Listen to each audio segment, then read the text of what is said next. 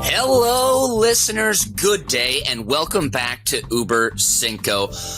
We are almost to episode 100. We can taste it. We're so close. But guess what? We still got some work to do before we get there. So today, we are attempting to impart the utmost level of public interaction while my favorite contestants, Nathan and Brian, tell me about their largest bones they like to pick out in public. And it's not the bone you're thinking of, you dirty little listener out there, you Jerry. Jerry, stop thinking about that, you nasty little boy. No, today we're talking about those social interactions that just make your gears grind. It puts sand under your skin and a little bit of acid in your eye. So yes, come along with us today. Oh, thank you very much, Brian.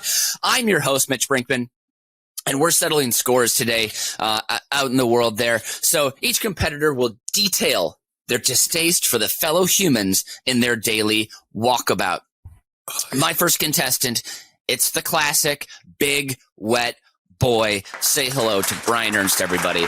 Hello, Mitch. Thank you for having me back. No problem. Brian, I can't wait to hear you talk today because I love watching you get angry. It's one of my favorite things. Oh, I was fuming writing the list. I was like, it was really transporting me back to the moments where I've seen these people or I've interacted with these people. And I wish I knew them by name so I could drag them through the mud. I love this, and I think one of the reasons we're friends is we both have a very strong sense of justice, and we don't want people to get away with their fucking baloney bullshit. Okay, our next contestant. I've known him since I was 18. We were slapdash together in a room. We didn't pick it, but guess what? We found a way to enjoy it. He's tall, his hair is long, and his jump shot, it's a little broken. It's Nathan Hennenfent. Hello, Nathan. Hi. I wish that was a lie, but it's probably true. Oh, also, I want to say happy birthday to Brian. Happy birthday, Brian. Oh, thank you. Thank you. Today is March 28th, Monday. Brian is turning the big trace dose. Yes. Trace dose. Oh, Brian. Wow. You're 32, but guess what? You look 22, so I just want to toss that your way. That's my hairline looks 50. That's the problem. Well, the hairline gives you like a youthful baby look, you know? So, yeah, here we go. All right, guys, let's keep it moving. Here we go. This week, we obviously are doing the biggest bones to pick in public. But first, of course, I want to talk about bizbear.biz. Hop on over, check it out, throw us your suggestions, throw us your episode ideas, send us a voicemail, tell us we suck, tell us we're great, whatever you want to do. Check it out. It's a great little website. You will not be disappointed. Normally, this is where I'd throw to the rules, of course. But if you've been listening for a while, we are almost to 100 episodes. You know the rules. These guys are going to list it out 5 through 1. I'm going to give points 1 through 3. I might cheat. I probably will cheat. I like cheating in this game. I haven't picked my winner in my head just yet, but that might be very soon. So, how do we figure out who's going to go first today? I bet you're all wondering that. Well, guess what? You're going to have to wait because I got to tease the Fast 5, and that is top 5 pieces of leisure wear and what they say about the wearer. Okay, that's the Fast 5. Hang around to the end for that. Brian, I'm choosing you to go first today because I can hear your rage screams all the way here in Sopoco, all the way from Berwyn. So, Brian, please give me your number 5 public bone to pick. Will do. I just want to make sure we thank Zach Kraft for sending in this suggestion for today. Oh, yeah, sorry, yes. Zachy Kraft, the craftsman, the man with the tools, the guy who you call when your bathroom needs an uplift. That's not the word you used, but yeah. Zach Kraft, he's your reno man. Okay, Brian, thank you for the shout out. Let's go back to you. Your number 5, public bone to pick. My number 5, I'm starting off, I'm going to cheat a little bit with a duo. I'm calling these guys the Inaction Brothers. And I am talking about the Super Mario CTA conductor and somebody else I'm calling Mr. Corduroy.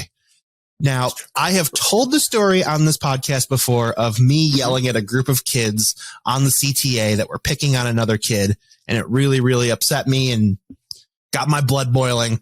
But I Justice. I haven't gotten into the detail, though, of the two people who did nothing that day that really, really grinds my gears. So I am sitting on the train and noticing that this is happening. So on the other side of the train, there is these group of kids who are picking on obviously kind of a nerdier kid. He has glasses, but he's ignoring them, blah, blah, blah.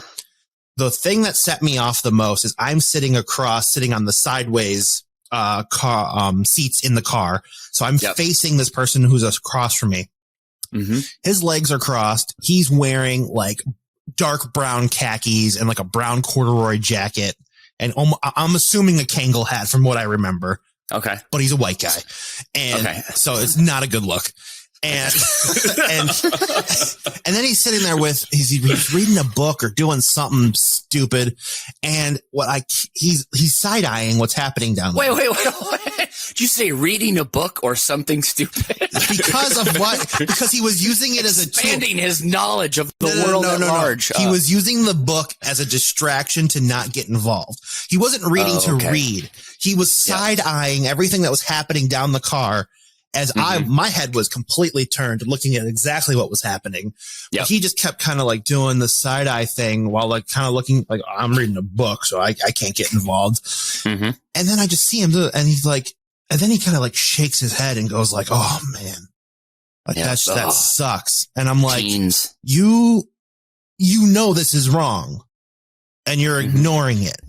And then when they hit the kid, I saw him just kind of go like get scared and like shut down. And I was like, okay, this fucking guy. We all know the rest of the story, blah, blah, blah. I yell, I hit the emergency button, and I want the train to stop because there's shit happening, and that's what the fucking button is for. So I hit the emergency button because there's a fight. And then the person I'm not expecting to see is this really probably 5'1", 5'2" max CTA conductor with just a mustache and a perfect little hat. I swear it was overalls too, which is not the uniform that he was supposed to have. So a little Napoleon train complex conductor hat, good. Kangol hat, bad. That's what we're learning too. Also, this guy was not white. The conductor could pull off any hat he wanted. That's the one good thing. White people cannot steal other people's cultures. They could do whatever they want with hats and look cool. We know this. We know this. All right. White guys take and ruin hats. Now, got it. Except for the 10-gallon hat. That's our only hat. You don't see too many of those on the CTA. Yes, definitely not. Wait, also, weren't those stolen from Mexican people? Everything was stolen from everything. Yeah, that's a good point. Okay. All right. But so yeah, this guy comes around the corner and he's like running. He's like doing this little waddle walk as he comes back. We're only like 3 cars back from the front. Yeah. And he comes and goes, what the hell's going on back here? And I was like, he looks like Super Mario. He's got a little Napoleon complex. I tell him exactly what's happening. And I think I have revealed before his answer was like, you could take them. What are you talking about? And I'm like, I'm not hitting high schoolers.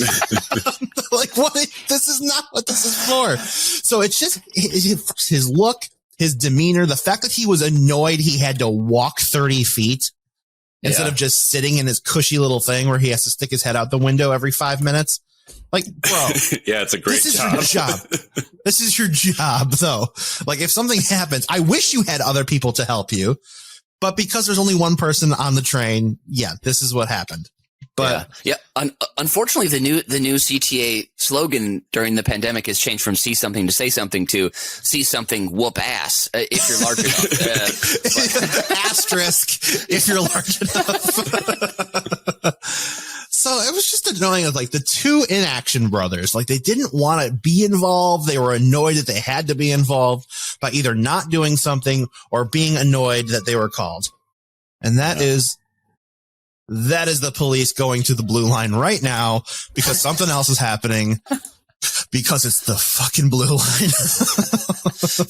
for the listeners who aren't in Chicago, the blue line runs all day, all night. It is a house. It is a transportation source. It is a marketplace. And it is a stabbing ground. So, does it have the weirdest route of any subway you've ever seen? It is very odd. It starts in the far western suburbs and goes all the way straight down the highway into the central of the city. And then it doesn't make a 180 it makes like just short of that. And then it goes all the way northwest out to the airport. So it's a giant corner, but it doesn't connect anywhere north-south between that triangle. It's so strange. It basically connects me and Brian's house, but adds an extra 45 miles onto the route. Exactly. For Nathan, instead of just going a couple of blocks west and south, he has to go southwest all the way basically to the lake to shoot all the way back out west for no reason whatsoever, because we didn't want to build another line. Well, let's pray to God that Lori Lightfoot can get us a connector line, that can connect all those suburbs real quick and tight there. We all know how quick things happen in Chicago. Well, absolutely no money. I'm gonna quote one of my neighbors from my hometown in situations like this. Well, who's gonna pay for it? And the answer is me and you, because we'll be paying the taxes. When I had jury duty, I went to the restroom in the jury room. I'm like, oh man, this restroom hasn't been updated since 1972. Somebody should get on that. I was like, oh, nope, we shouldn't, because I'm going to pay for it. And I was like, wow, I'm officially an old person. Did you watch the Lester Holt video? Yes, I sure did watch the Lester Holt. Just wanted to make sure you watched the Lester Holt hosted video. Which also hasn't been updated since 1972. Don't get rid of that mustache ever. I've never had to do jury duty because I am a ghost and they can't find me, so I don't know what you guys are talking about. Okay, Brian, I love your number 5. I love your sense of justice, of course, but we're going to pop over to Nathan for his number 5. Nathan, give that to us, please. Most of mine are very simple today. This is very simple. This is when you're at the airport and the people who stand up and get in line early to get onto the plane. The plane is not going to leave until we have all completed the boarding process. The boarding area is not large. The people who are allowing you onto the plane can see that everybody is there. So I'm always the last person on the plane. The seats are assigned. You're going to your assigned seat. You get there. It's fine. It just doesn't make any sense. And then these are the same people who, But I got to get on the plane, though. Right, yes. And you're going to get on the plane. It's going to happen. And then, you know what happens? The plane lands. We're all there. And then everybody just scrambles and you're climbing over the top of each other to get, I got to get off the plane. I'm here. I got to get off the plane. I got to get off the plane. And then congratulations. Well done. You're off the plane before me. And then you know what we do? We all go and we go to the baggage thing and we stand and wait for 15 minutes until our bags come down. There's no point to stress out about this. Traveling is stressful and you're just making it worse. Everybody just calm the fuck down. You're going to get on the plane. Take it easy. Let somebody on before you. Let somebody go through the aisle to their seat. We're all in this together. It's going to be fine. Wow. Thank you. Wow.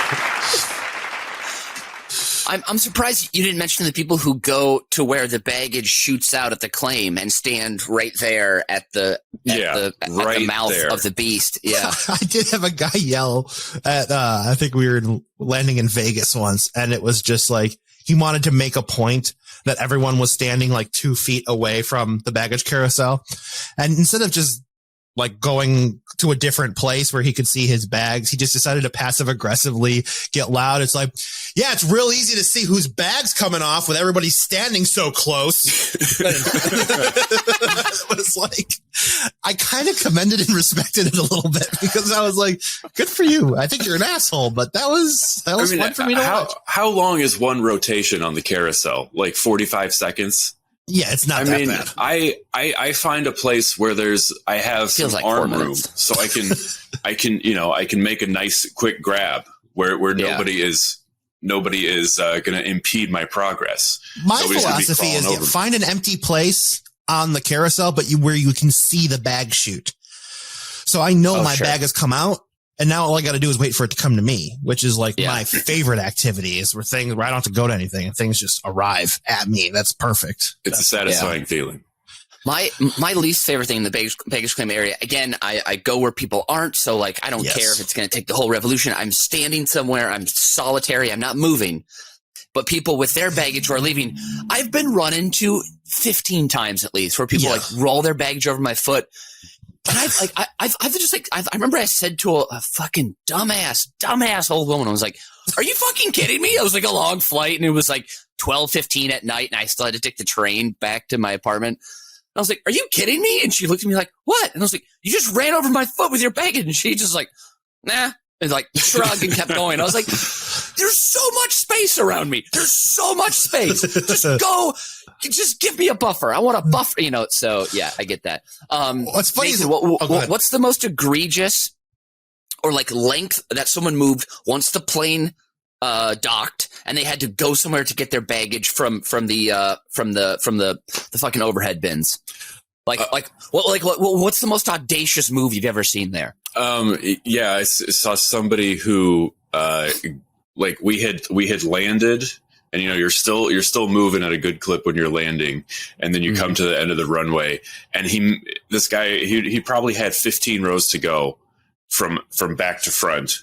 And as soon as you get to the end of the runway on your initial landing, and we made the turn out of the seatbelt and up. I mean, and this was a cross the ocean flight. So, and the flight attendants were just done at this point, and they screamed at him basically, but they were like, we'll yell, but they weren't going to do anything more than that. So the guy was like, the guy had opened the thing, and of course we're moving, so stuff falls out, and everybody is yelling at it. It was ugly.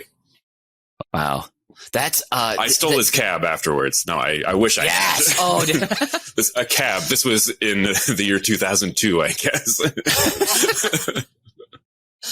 Yellow taxi. I mean handsome cab. Accent? There were horses attached to it. Oh, wonderful. Yeah. Oh, yes, I love horses. I was just in Phoenix, and Phoenix has this giant rent-a-car center, and then they bus everyone over to the airport. It's actually a pretty good system. They have buses running pretty constantly, but there was a line of like 35, 40 people. But each bus holds almost that much. So and they're running all the time. And this old fucking white douchebag just thinks, I'm not going to wait for this. And I'm not going to wear a mask on the bus. And there's like a velvet rope, creating the line. He tries to go under the velvet rope. His backpack gets caught on it and is pulling the velvet rope down. And I just went, oh, just go down, just clang and clatter and just ring the fucking bell on this old pile of turds. But the thing was weighted well at the base, so it righted itself. And I was like, oh! And then he slipped in. The bus driver was off the bus. So he slipped in through the front door, which on the shuttle bus, you go in through the side door. So he slips in through the front door and sits down and just starts staring out the window and not making eye contact with anyone. And the baggage handler and the driver were like, arms up in the air. They go on the bus and they go, sir, come on, let's go. Get off the bus, sir. And the guy just pretended like he couldn't hear anyone. Oh. He just sat there. And then people were like, dude, get off the fucking bus. And he just pretended like there was birds just out the window that he had to stare at, and he couldn't hear anyone. And then so as the bus is pulling away, because also I was like, this is the process. And again, justice, all this. And that's what we're doing today. I knocked on the window, and that got his attention, and I flipped him off as the bus was pulling away. So, yeah. Good. I mean, if that deserves anything. Yeah. Well done. Yeah. Also, he was like an old white guy in tourist shorts and stuff. He was alone. So he was going on vacation alone, I'm assuming. So he's probably already sad enough and isolated and everything. So yeah. I don't feel bad for him. Fuck that guy. Okay, cool. That's our number 5s. I'm going to give Brian, I wanted to hear more about the fashion. You mentioned the fashion, but I wanted more details. I'm going to give you 2 points on that one. I know that's out of left field. Oh my God. I forgot about the house rule too. If you guys can, I'm doing a terrible job of hosting today, as I normally do. House rule. If you can talk about a time where I did something terrible in public around one of you guys and you have a bone to pick with me, I'm giving unlimited bonus points to good stories there. So done. Got it. Save it for the end. Brian, you get 2 points there. Nathan, this is a universal, boiling topic. I love it. 3 points to you. Back to Brian for his number 4. Let's do it, Bubby boy. My number 4 is the anti-masker who threatens never to shop here again at the small business in the beach town he's only visiting for the weekend and will never be again. So he is making the statement of not giving these people money, even though he will never be here to give them money ever again. How was your vacation to Hilton Head, by the way? It was fantastic. Okay, very nice. And at least I got to say everything that was on my chest. We witnessed this we were in Michigan, and I think we were either like in St. Joseph or Benton Harbor, or somewhere, one of those smaller towns. Mm-hmm. And we're like, oh, let's just kind of go walk around a little bit and just see craft shops or whatever, just kind of ducking in and out of the stores, see what they got. Mm-hmm. And we're doing that. And then just this guy comes in, and this is definitely more about a year ago during the height of the mask mandate. Yeah. And the person who owns the store, she's like, hey, just wanted to let you know that we require masks in here if you don't mind popping one on. There's some free ones right there. And he just all of a sudden sets him on no tire. Yeah, I don't think so. And she was like, okay, well, you can go shop somewhere else. Thanks for stopping in. And he was like, oh, yeah. Like, well, I'm never coming back here then. And he just turned around and walked out. And she just kind of like, her shoulders just sank. And she just walked back. Like, she wasn't even upset about the sale. She was just like, this clearly has happened every day for the last 45 days in a row. And she just can't handle it anymore. And then she kind of went back behind the counter. It was this very nice, like reclaimed wood thing. Like, she clearly put a lot of work into this store, and just sat on the stool behind the cashier and just, do you guys need any help? Like, looking at me as we're walking. I'm like, no, we're good, but we support your decision. That was great. And she's like, I know, I'm just sick of it. And just, she just let out this long sigh. And I was like, yep, I have a bone to pick with that guy, because he is ruining your life for absolutely no reason. And that guy is the epitome of an entire class of people that really should not have survived the last 2 years. Yeah. Did this man have a family with him, or is he coming into craft on his own? I don't remember. Like, I think I blocked out if he had children or not, just because that would have made me extra sad. Yeah. But, I think he was just like coming in. It was pretty hot that day. So I think he was just looking to buy like a bottle of water out of her fridge or something. Oh, and it was like, but he was like, I'm going to take my business elsewhere. And in her mind, she's like, for water? Okay. Like, cool. Markup on that's not great for me anyway, pal. Take off. Like, I'm here to sell crystal rocks and handmade candles and shit. These are not what I'm trying to sell. The Kirkland water bottles to you. So this is like the St. Joseph equivalent of Goop, is what you're saying. This is the store you're in. I mean, okay. Really wasn't a store for me, but she has every right to have that store. Yeah. I'm not saying she doesn't have the right to have the store. I mean, it's America. You have the freedom to open whatever business you want, to pursue the almighty dollar. I mean, if she would have sold cannabis and weapons, I think she would have been a lot higher margins. Sure. So we all had to pivot in the pandemic, so that's true. That's true. A lot of high class chefs started making barbecue and pizza. You know why? They deliver well. So, I'm kind of bummed more people didn't do Chinese food. I do love Chinese food. So do you really think we need more Chinese restaurants? Like, how in a stone's throw from you, aren't there like 4 options? I would love to see Chinese food, but also just a little play on the flavors, Don't give me your regular beef lo mein. Maybe put in a little, like, I don't know, mango, or like tahini or something, or something crazy like cabbage, just spice it up a little bit. I don't know. Let's add things into it that make our margins lower so we can sell it to less people.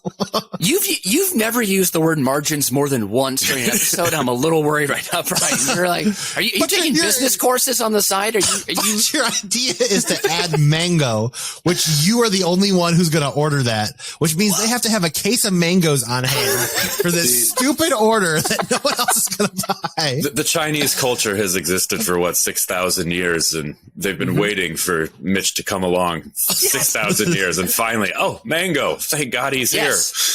I am the innovator, guys. That's what you call me. That's what you refer to me as. Okay, Brian. Number 4. This is sad. You made me sad. Let's go on to Nathan's. All right. This occurred not so long ago at my local Jewel's.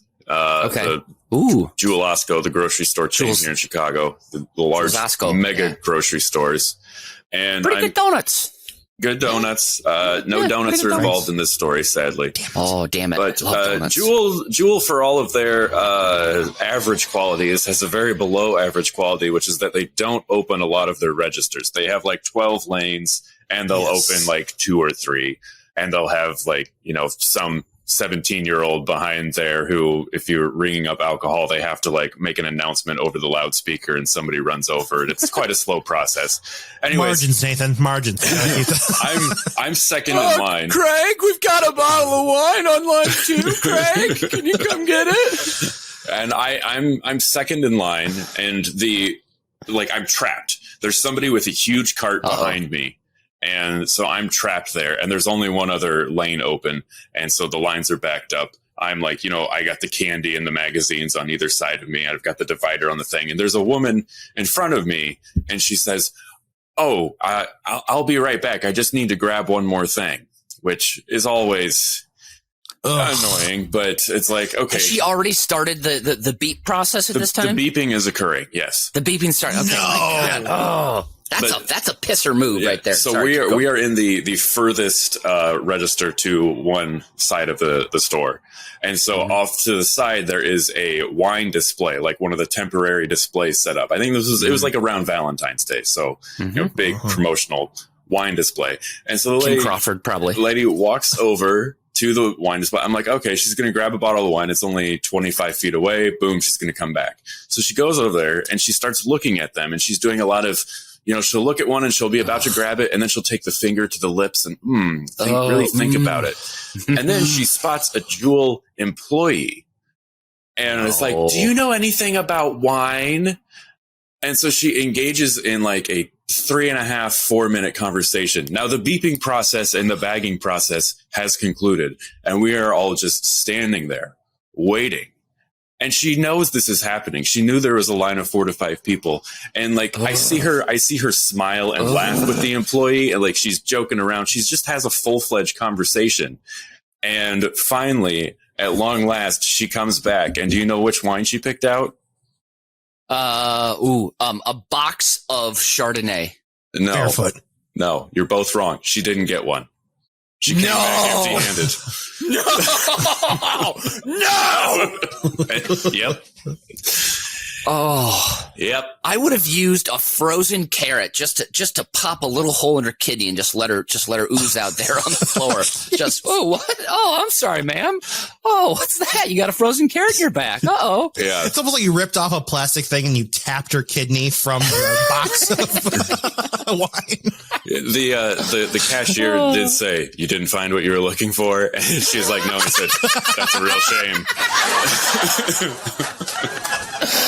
Wow. We need to go back, get that cashier on the pod. Let's get him on here. Oh my God. Oh, my blood has boiled. You reduced it to a simmer. It's become thick. It's thick. It's like it's stuck up here in my throat and my brain. That's 3 points for Nathan. Another 3. Brian, I gave you 1 because I wanted more, and you made me sad, So, You've got a hill to climb here, brother. Let's hope those bonus points come in handy. I didn't make anything. You made yourself sad. I cannot control your emotions. Wow. You're right. You know what? You're right. You are not responsible for my feelings. Thank you very much for validating me on that. Okay, Brian, back to you. You're number 3. My number 3. Come on, let's go. Come on. Shut up. All right. God, the people. Come on, doggy. Let's go. Number 3 are for me the people who. It's a 2-parter. One, they sit down at a restaurant at the thing. They open the menu. They're looking at it. They're reading it for a long time. But the second the waiter comes by, they disregard all the information they just ingested to be like, what's good here? To ask this 17-year-old who doesn't give a shit about what is on the Texas Roadhouse menu, what is good here? And then to follow it up, they go through all this. They ask a ton of questions. Can I substitute this if I get this? I don't really like steamed broccoli, but could you do carrots with the side and maybe an extra roll? I don't like it that done. Like, can you move this and that? And then they say yes. They say yes, yes. And then I'm okay. Well, I'll just have the chicken fingers and fries.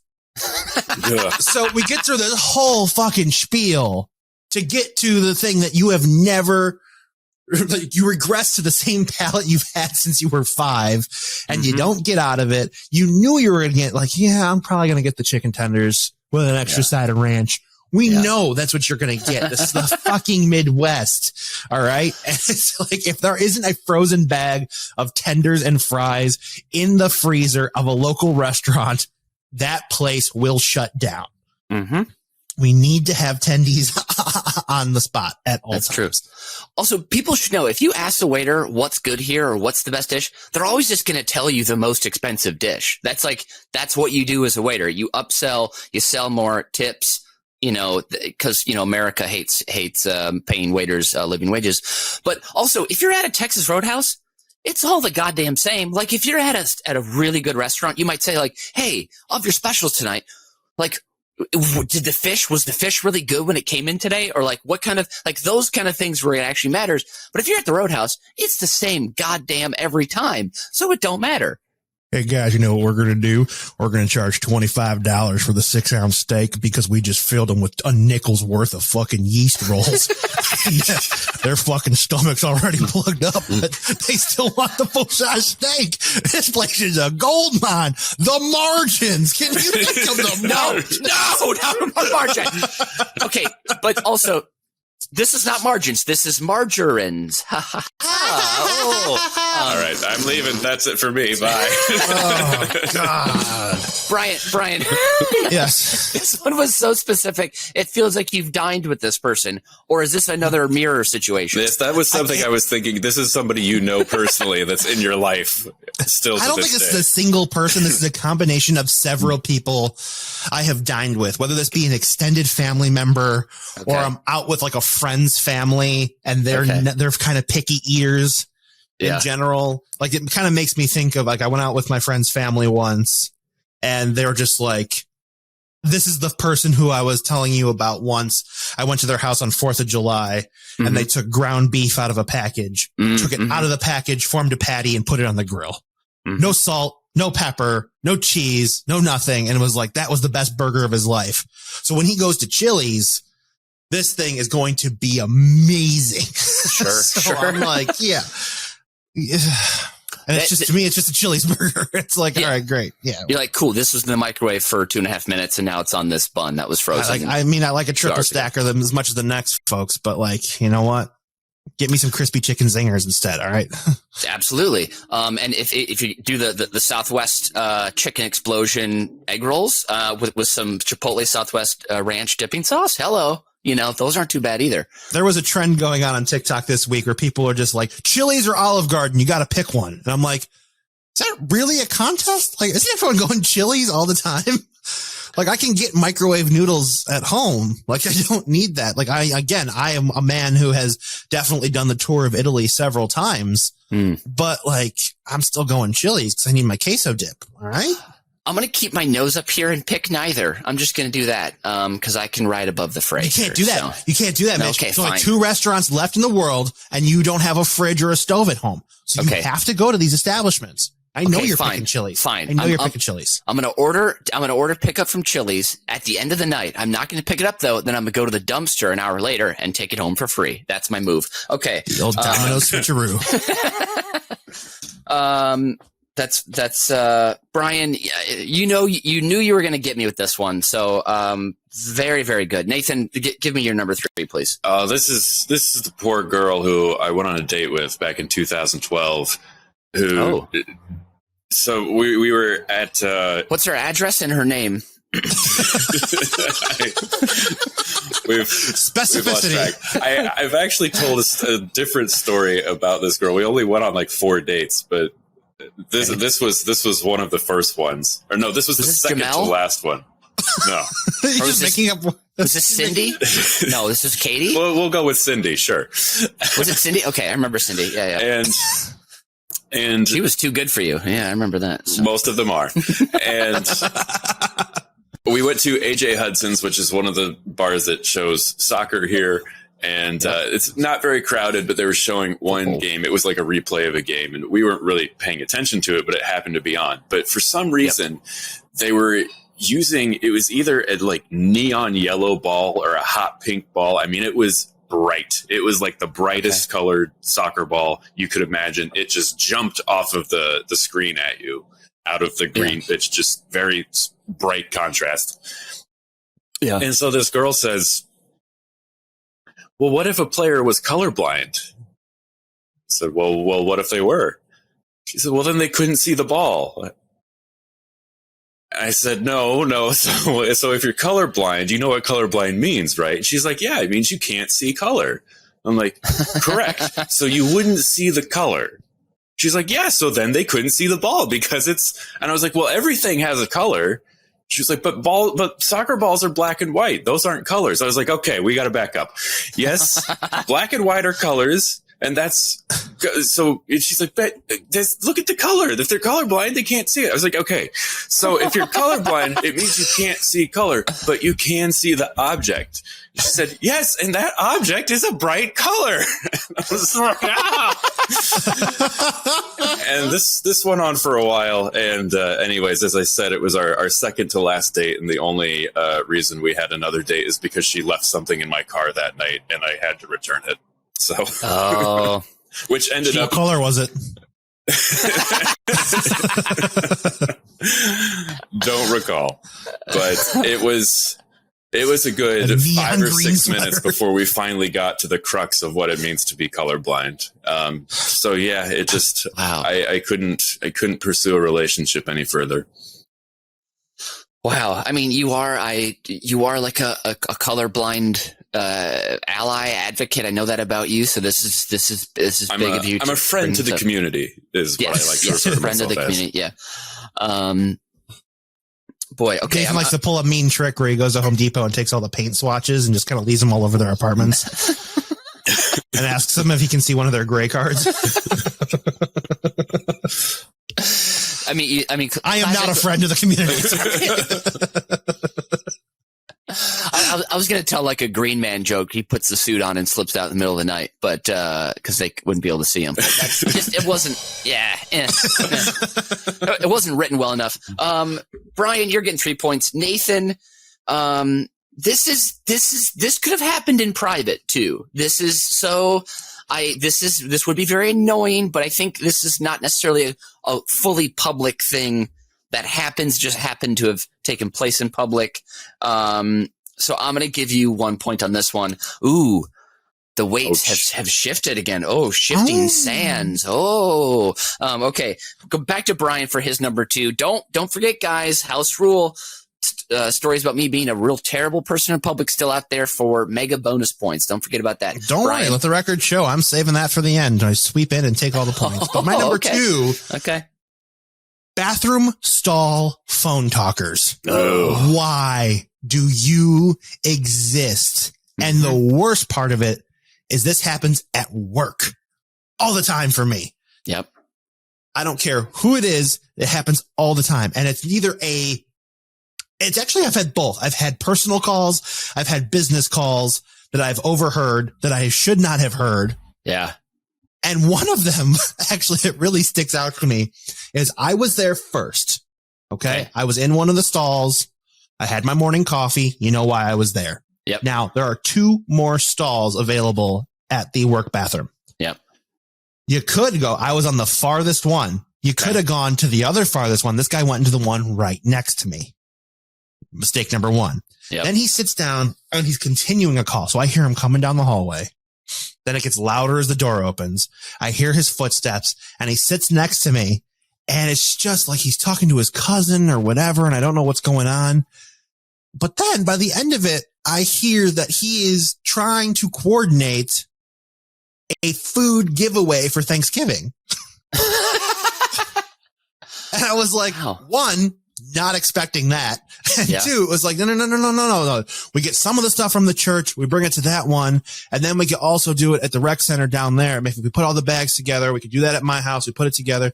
Make sure you get a lot of canned goods, blah, blah. We'll make a couple of birds. We'll split it up and we'll do it. We can give that all away. Mm-hmm. And I was like, oh, I still hate that you're doing this right here, but I'm glad that you're doing it. But just say, hey, I got to take a shit. I'll call you back. Go take your shit and then call him back.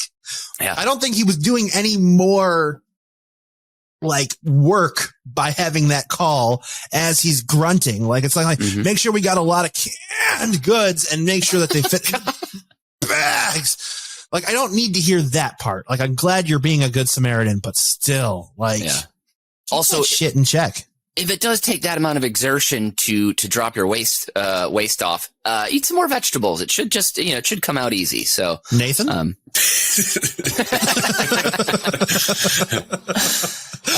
the knowing grin of our friend Nathan as we ask about vegetables in your diet.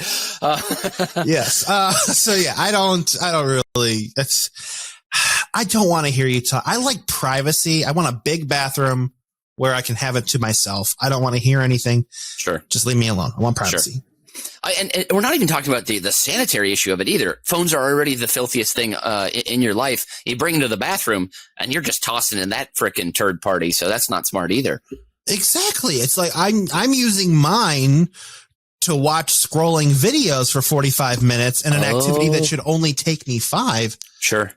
But I'm not getting up until my legs are numb and I've watched enough videos to leave a ring in my ass. This is a follow-up question. Brian, how many times have you teetered, tottered, and fell over because your legs were too numb to walk while in the stall? Oh my God, 5 times a week. Like,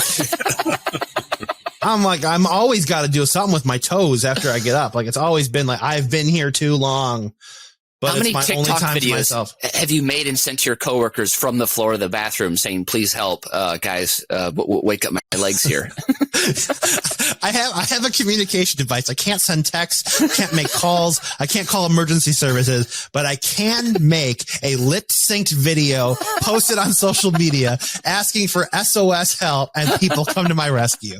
Yes, I can do that, have done it, and will continue to do it. That's wonderful. Okay, Nathan, let's have you follow that one up, and have it be less poopy, maybe. Something back to the class. Let's bring it back to the class. This is the most simple one on my list, and this is anyone who says the phrase "all the sudden," all the sudden.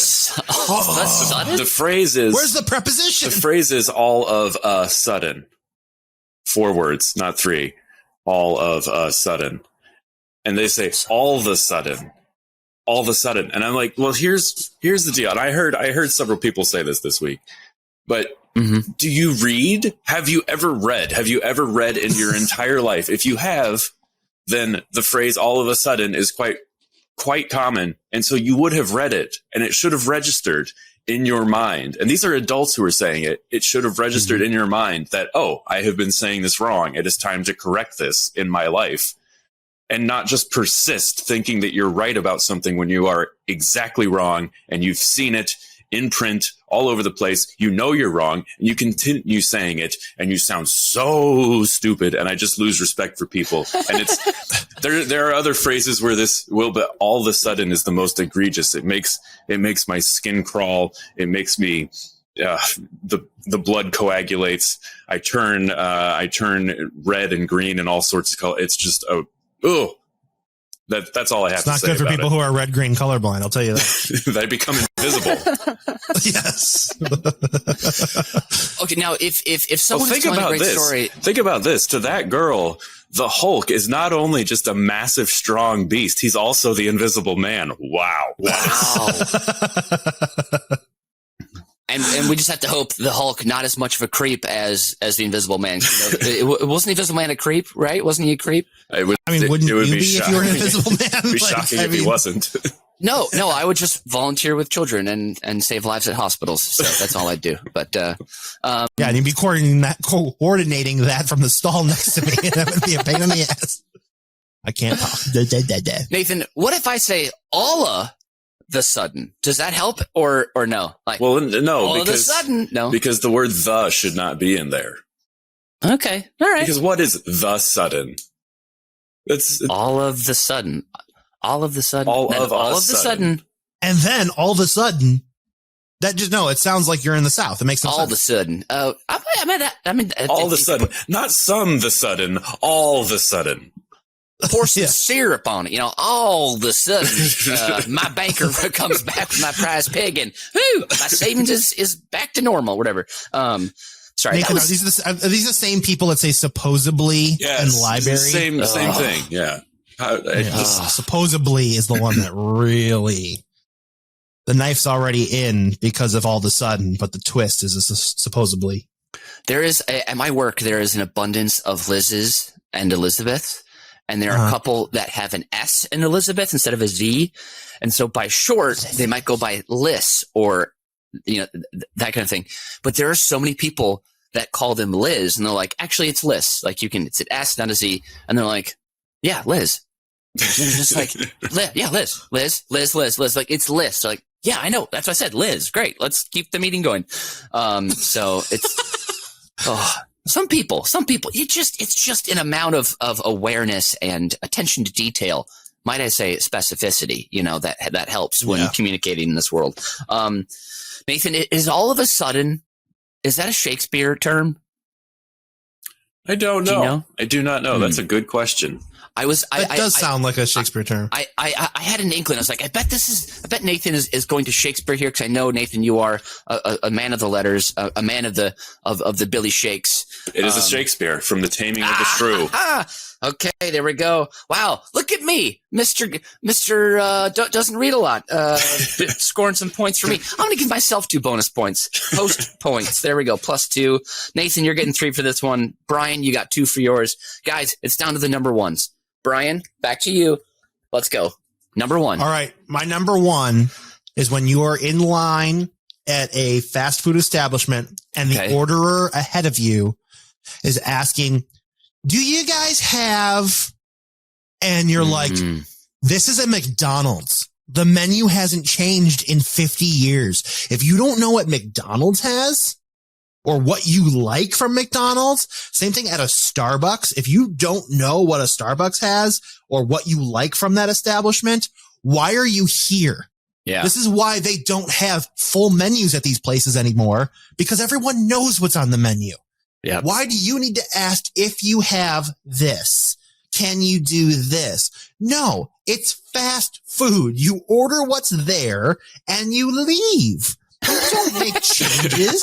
You don't customize. What is this? I hope this person dies in a fire because you have had the chance to go to a McDonald's your entire life. Mm-hmm. Fine. You're in a coma at 2 years old. You wake up, you're 45. That guy gets a pass. Mm-hmm. Everyone else, get out of my way so I can get my Lenten filet of fish on Friday because I support the Christian community. Oh my God. Oh, I didn't know it was taking that kind of turn. I was on board before when you were describing a culture of as is, which we know, Brian, you and I both know, favorite way to go. As is. You have to order as is. As is. Like, again, why would I customize a filet of fish? Why would I customize a Big Mac? Why would I customize anything? Why would I order a filet of fish? That's the first question. Yeah. I'm not getting that from McDonald's. Yeah. But again, I'm not customizing jack shit at a McDonald's or a Starbucks. I know what I want.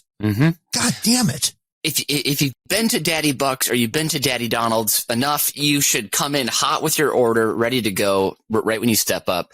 Brian? For sure. Welcome to Sears Tower McDonald's. What would you like today? Let's see. Could I have 2 McChickens and then a daily double, a large fry, a large Diet Coke, and 2 blueberry and cream pies? Thank you. Woohoo! The 2-2-2 deal. Brian Ernst is special. I love it. Okay, very good. You proved the point. You passed the test. Thank you. I'm giving you 3 points for that. I mean, that's an obvious, and that was mainly because of your order there at the end. Nathan, you're number 1. Give it to us. This happened at a rock concert. Rock concert. I went to see Radiohead with our friend Mr. Pat Beals, and isn't that like heart pop? Isn't that? No, sorry. Keep going. I'm not going to dignify that with a response. I go to see Radiohead, one of the most famous rock bands of all time, of course, and they have an opening act. And this took place during the opening act. Now, when you go to a big show, this is an arena show at the United Center, 15,000 people in the audience. People are still filtering in during the opening act. You're going out to get more snacks or a beer or whatever. You're settling in. It doesn't really matter what's happening. So there's this opening act playing. And I'm talking to my friend Pat Beals, and I'm telling him we hadn't seen each other in maybe a year or two. So we have a lot of catching up to do.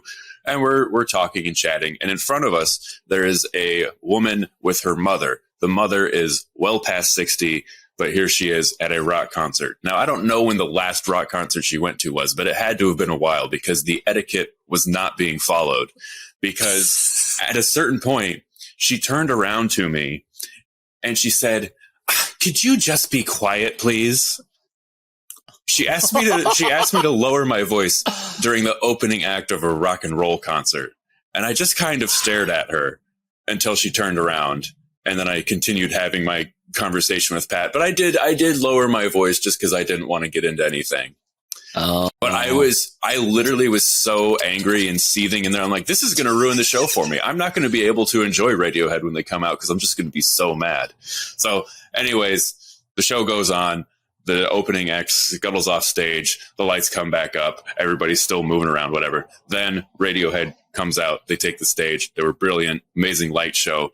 We get towards the end, and the song Idiotech, which is kind of a dark, bleak, but sort of dancey number. Tom York does some very flailing around. He looks like Kermit the Frog having, when he's like really angry, dance moves. Tom York flailing? Yeah. That doesn't make sense. But during the song, everybody, like, we're in seats. We're on the upper deck. So we're in seats. And then the woman's daughter, she wants to stand up and move around. And she turns around, very sweet of her. She turns around and politely says, "Do you mind if I stand up?" And I say very loudly, "You can do whatever the hell you want. We're at a rock concert." And so I showed that lady. And then the grandma turned around and goes, "Actually, I prefer the roll more." I think my mom is kind of one of these people. She's kind of one of those folks like I paid for a seat, so I'm sitting in it. I'm just like, "Mom, you got to stand for 3 hours." Sorry. Yeah. This is what it is. The show is. Yeah. It is strange going to a concert, and if it's in a more formal setting or a smaller thing and you have to sit the whole time. Because I don't know about you guys, I need to dance, I need to move. So like if I'm just dancing with my legs and I look like a psychopath just sitting in my seat, upper half still, but legs are just going as if I'm playing the drums, so like having that space to move around, explore is very key. I have an addendum on this actually, because you just reminded me of another concert I went to. This was Richard Thompson at Millennium Park, one of the free concerts. Okay. But I got there quite early because I wanted to sit up close. And there is a guy who I've been to 9 Richard Thompson concerts. I see a lot of the same people there. And there's one guy who's very annoying. He's a very tall, skinny man. And he was like trying to shift seats. He asked people to switch with him because he wanted an unobstructed view. And some people stood up and he actually asked them to sit down because he couldn't see. And then at the end, one of Richard's closing numbers, very upbeat song called Tear Stained Letter, gets people moving, toes a tapping. Then this guy, all 6'5" of him, gets up and goes to the front and is just dancing in front of everybody. Oh, God. I'm like, you got to be fucking kidding me. So he's right up there with my most annoying people I've seen at rock shows. I absolutely love those. I'm guessing this is a white guy, right? Oh, so white. Okay, yeah. I love those old white people when they do get up and dance, and they're just like, it's like jean shorts and socks and sandals and like a sun hat, but it's just, they're just all knees and elbows, just going for it and like trying to put their back out of torsion or whatever. You've seen the guy. You've seen him apparently. And he's there alone because his wife just is too embarrassed to go out in public with him, I'm assuming. So there was no wife. There was no ring on the finger. Oh, okay. Yep. Well, there was at one point. He's married to the tour. I got to follow Richard wherever I go. Have you guys heard of Fish? Hey guys, why was it so hot at the Fish concert? Why was it so hot at the Fish concert, Nathan? Because none of their fans work.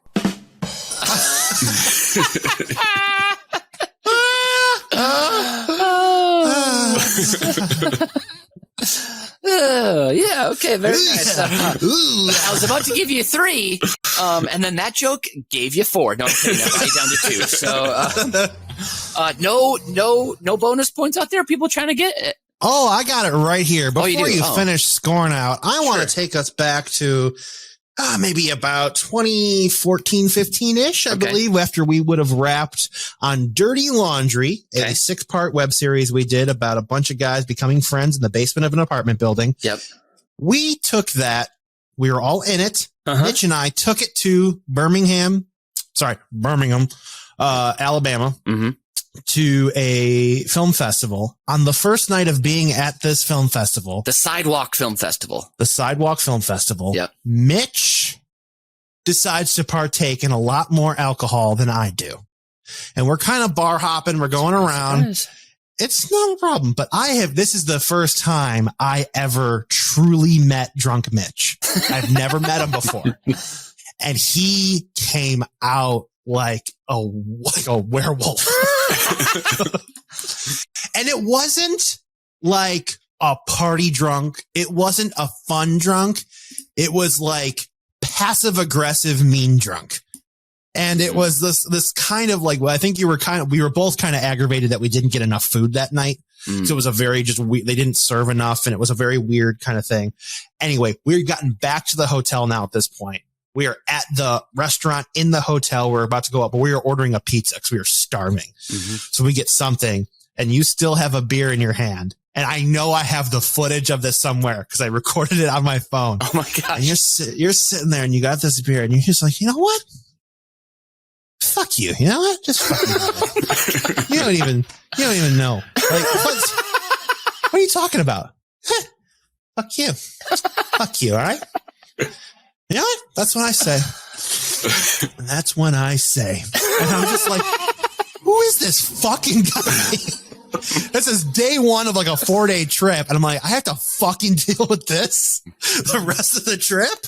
Oh, but luckily you woke up and you were like, I did what? Yeah. And you went back to being, Dr. Jekyll instead of being Mr. Hyde. We had a great trip after that, but I was a little worrywart after that first day. I was like, oh my God, what did I do to him? That ended up, I'm remembering some of that now. Ended up being a very nice time. We did a lot of different activities down in Birmingham, Alabama. Yeah. I think you just had a really bad day for whatever reason. Yeah. A quick travel tip for anyone going to Alabama. Just say either Roll Tide or War Eagle, and you can gain access to people's inner circle very easily with those phrases. Make sure you say the right one in the right place. Yes, because we were at lunch one day, and I finished signing the bill, and I said Roll Tide, and the waiter turned around and yelled in my face, War Eagle, and then he walked away. So, which is Auburn in Alabama for those of you who aren't college football. Yeah, I didn't know any of that until we were there, and I still do not understand it. It is very strange. Nathan, do you want to do any last Hail Marys here for some extra bonies? Yeah, St. Patrick's Day freshman year. I'm in the. What did I even do to you?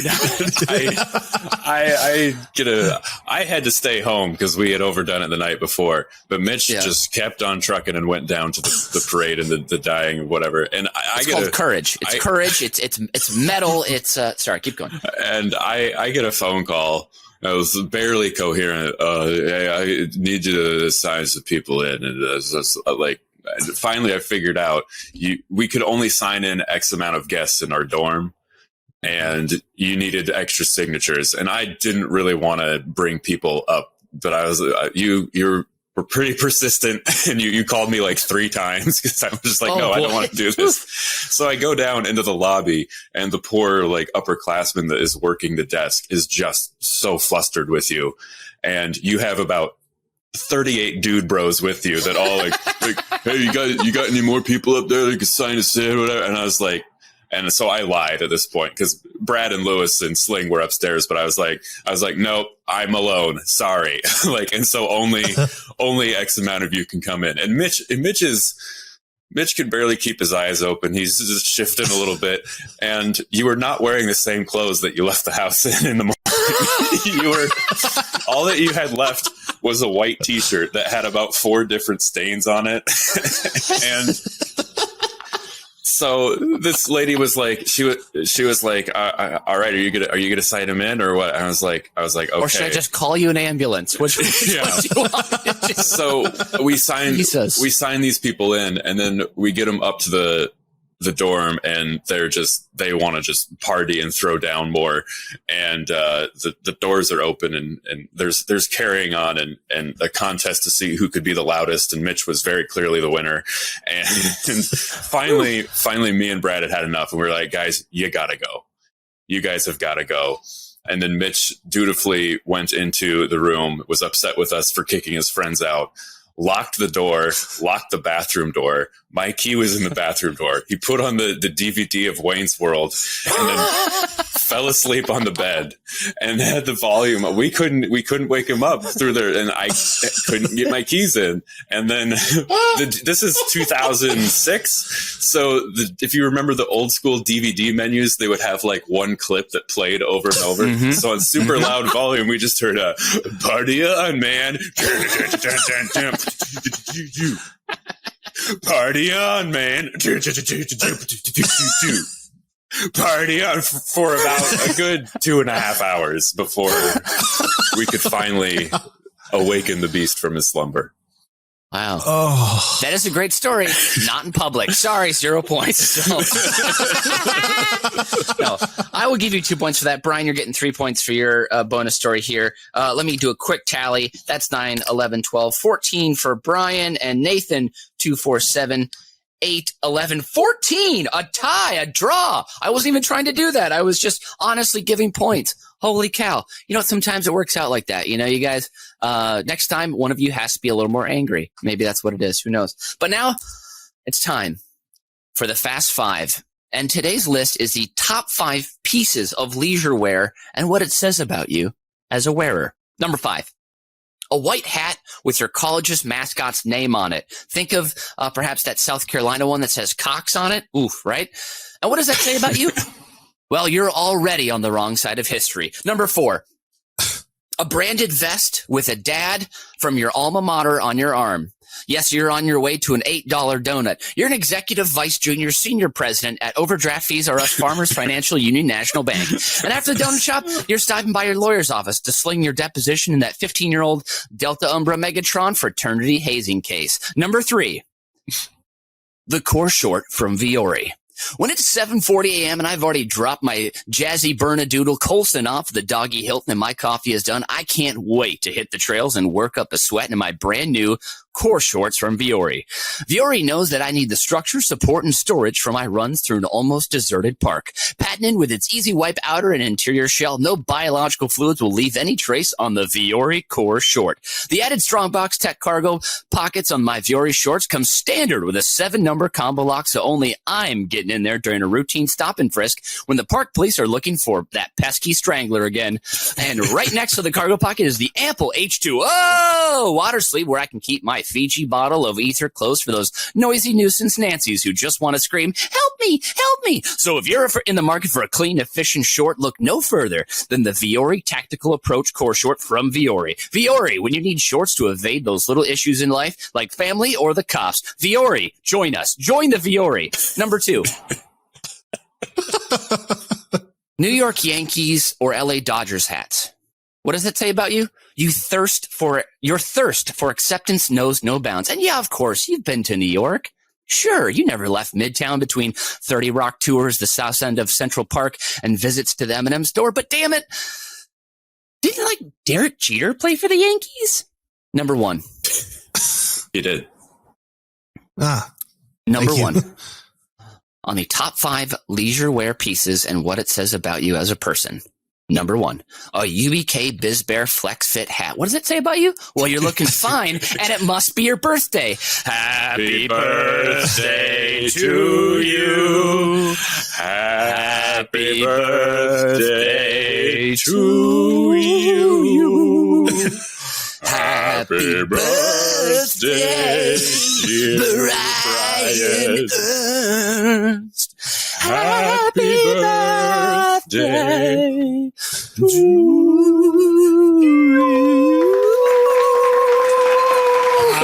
Wow. that was phenomenal. Wow.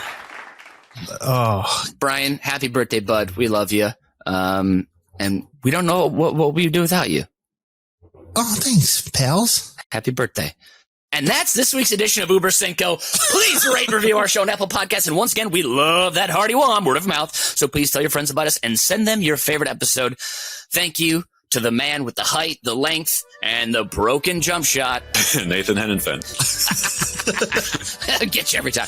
And the birthday boy himself, Brian Ernst. And I've been Mitch Brinkman, and as BizBear always says, buy whole, not ground. The difference in quality is huge when you're enjoying your favorite daily morning ritual. Lost Hiker, Auf Wiedersehen, and adios.